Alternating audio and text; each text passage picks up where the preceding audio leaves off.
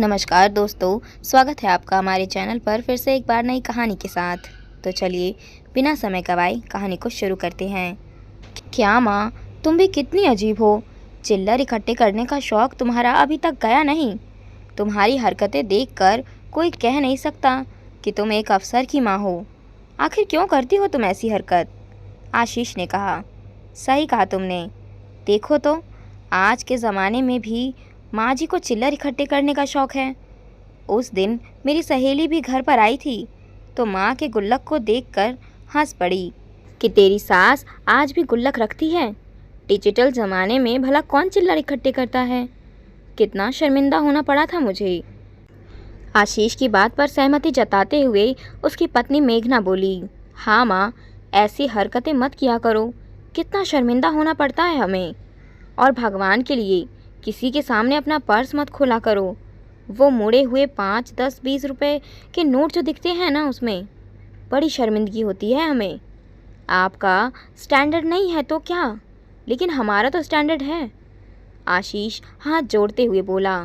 आखिर उन दोनों की बात पर कमला जी ने कोई जवाब नहीं दिया। उनकी चुप्पी देखकर दोनों एक दूसरे की शक्ल देखने लगे। चलो यहाँ से, इन्हें कुछ समझ में नहीं आएगा, मेघना ने कहा तो आशीष उसके साथ कमरे से बाहर चला गया। पर कमला जी सिर्फ मुस्कुरा कर रह गई। कहती भी क्या, बच्चे तो समझते नहीं थे। वो समझाना भी चाहती थी तो बच्चे समझते कहाँ थे। कमला जी अपने बेटे बहू आशीष और मेघना के साथ ही रहती थी। 2 प्यारे पोते पोती भी थे। बेटा अफसर था। उनके परिवार में किसी चीज़ की कमी भी नहीं थी। भगवान की कृपा से धन संपत्ति, परिवार, स्वास्थ्य सबका सुख था।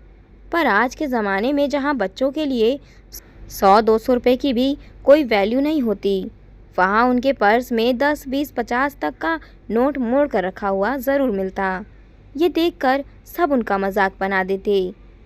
यहाँ तक कि जो भी 1 और 2 रुपए के सिक्के उनके पास होते हैं, उन्हें वे एक मिट्टी के गुल्लक में डाल देती।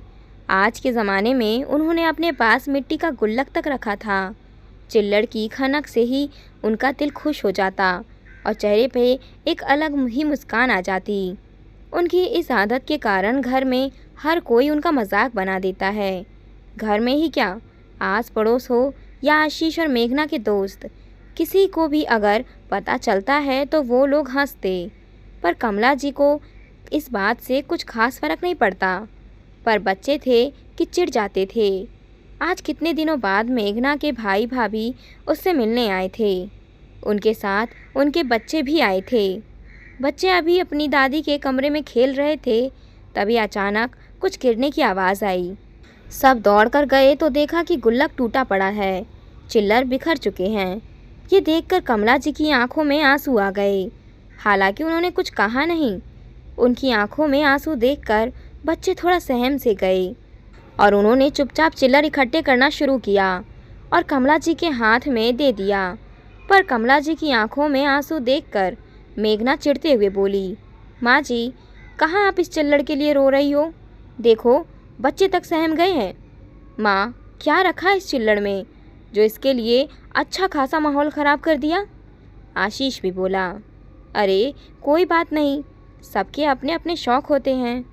क्यों बेवजह की बात बना रहे हो? शायद इन्हें अच्छा लगता है, इसीलिए वो चिल्लर इकट्ठा करती हैं, मेघना के भाई ने कहा। पर भैया, कितना अजीब लगता है।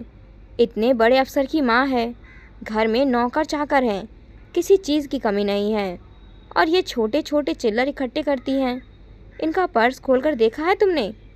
वो पुराने ज़माने की गांव की औरतें होती थी ना, जो अपने छोटे से पर्स में छोटे छोटे नोटों को मोड़ कर रखती थी, वैसे चिंदी से नोट पड़े हुए हैं।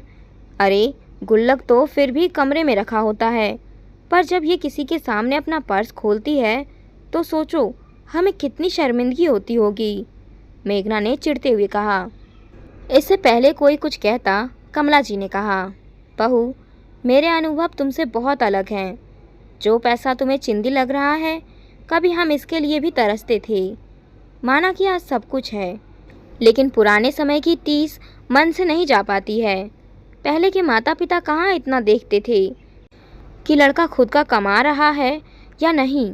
वो तो परिवार देखकर शादी करते थे। पता है, जब मैं शादी होकर संयुक्त परिवार में आई थी तो ये 3 भाइयों का परिवार था। तुम्हारे ससुर जी तो उस समय पढ़ाई ही कर रहे थे। पैसों के मामले में बड़ों पर ही निर्भर होना पड़ता था। घर का व्यापार भी साझा था। सब कुछ बड़े भाइयों के हाथ में था। हमें कोई हाथ खर्च नहीं दिया जाता था। और तुम्हारे ससुर जी सबसे छोटे भाई ठहरे। वे भी ज़्यादा कुछ कह नहीं पाते थे। एक एक पैसे के लिए हमें मोहताज होना पड़ता था। यहाँ तक कि मैं अपने मायके भी जाती थी तो भी मेरे हाथ में पैसे नहीं दिए जाते थे। मेरा भाई ही मुझे लेने आता था और फिर भाई ही छोड़ कर जाता था। तुम्हारे ससुर जी को तो वहाँ जाने भी नहीं दिया जाता था, ये कहकर कि फालतू का खर्चा होगा। माता पिता जो थोड़े बहुत पैसे देते थे वो भी घर आने पर सास अपने पास रख लेती थी। 1-2 बार जब मैंने पैसे के लिए कहा तो मुझे कितना सुनाया था उन लोगों ने। भला तुझे पैसे की क्या ज़रूरत है? खाने पहनने को सब तो मिल ही रहा है तुझे। तेरा पति अभी कमाता नहीं है, हम ही तुम्हारे खर्च उठाते हैं, इसीलिए तुझे ये पैसे तो मुझे ही देने पड़ेंगे। जैसे इतने से पैसों से उनका घर का खर्च चल जाएगा। कोई तीज त्यौहार आता था तो मेरी सास अपनी दोनों बड़ी बहुओं को उनकी पसंद का सब कुछ दिलाती थी, जबकि मेरे लिए तो कुछ भी नहीं आता था। मेरा भी मन करता था तीज त्यौहार पर नया पहनने का। उन्हीं दिनों आशीष भी हो गया। अब तक जो हमारे साथ होता था अब वो आशीष के साथ भी होने लगा। तुम्हारे ससुर जी की पढ़ाई तो पूरी हो गई थी, पर उन लोगों ने उन्हें नौकरी नहीं करने दी, ये कहकर कि पारिवारिक व्यापार है। फिर यहाँ वहाँ छोटी सी तनख्वाह के लिए क्यों भागना। बाजार का सारा काम उनसे करवाया जाता था और गल्ले पर दोनों भाई संभालते थे। पर फिर भी उनके हाथ में पैसा नहीं रखते थे। लेकिन फिर भी हम लोग ज़्यादा कुछ कह नहीं पाते थे क्योंकि सारे घर के एक तरफ हो जाते थे और हम दोनों एक तरफ। ये सब हमने कई सालों तक झेला था। मुझे आज भी अच्छे से याद है जब आशीष 5 साल का छोटा बच्चा था। इसका मन टॉफ़ी खाने को हो गया। तब इसने अपनी दादी जी के पास से 50 पैसे का सिक्का चुराया था और उसे ले जाकर घर के बाहर मिट्टी में दबा रहा था ताकि बाद में उससे टॉफ़ी खरीदी जा सके। लेकिन उसकी ताई जी ने देख लिया और उसके बाद मेरे 5 साल के बच्चे को कितनी बेरहमी से पीटा गया था, अच्छी तरह याद है मुझे। मेरा कलेजा मुंह को आ गया था, पर फिर भी बेबस खड़ी तमाशा देखती रह गई। पर उस दिन अपने बच्चों को एक टॉफ़ी के लिए तरसते देखकर पता नहीं कैसे तुम्हारे ससुर जी में इतनी हिम्मत आ गई कि उन्होंने पहली बार अपने हक के लिए बोला, जो उनके परिवार को नागवारा गुजरा, और उन्होंने लड़ झगड़ कर तुम्हारे पिता को अलग कर दिया, साथ ही साथ प्रॉपर्टी से बेदखल भी कर दिया। बेटा, हमने बहुत गरीबी के दिन देखे हैं। एक एक पाई जोड़कर हम लोग अपने पैरों पर खड़े हुए हैं। हाँ, माना कि हमने कोई महल खड़ा नहीं किया, पर हमने इतनी मेहनत तो ज़रूर की कि हमने अपने बच्चे को अपने पैरों पर खड़ा कर दिया। हमने हमारे बच्चों को बचपन में कई चीज़ों के लिए तरसते देखा है, इसीलिए पता नहीं क्यों इस चिल्लड़ की खनक से अजीब सी लगाव हो गया है। और जब भी मैं ये चिल्लड़ की खनक सुनती हूँ तो उसमें मैं अपने बच्चे का बचपन ढूंढने की कोशिश करती हूँ। कोई कुछ भी कहे, पर इस चिल्लड़ की खनक से और चिल्लड़ इकट्ठे करने से मुझे बहुत खुशी मिलती है, जो शायद तुम्हारा एटीएम पेटीएम नहीं दे सकता। तुम्हारे लिए इन पैसों की कोई कीमत नहीं रही है, पर मेरे लिए बहुत है। कमला जी की बात सुनकर सभी लोग चुप हो गए।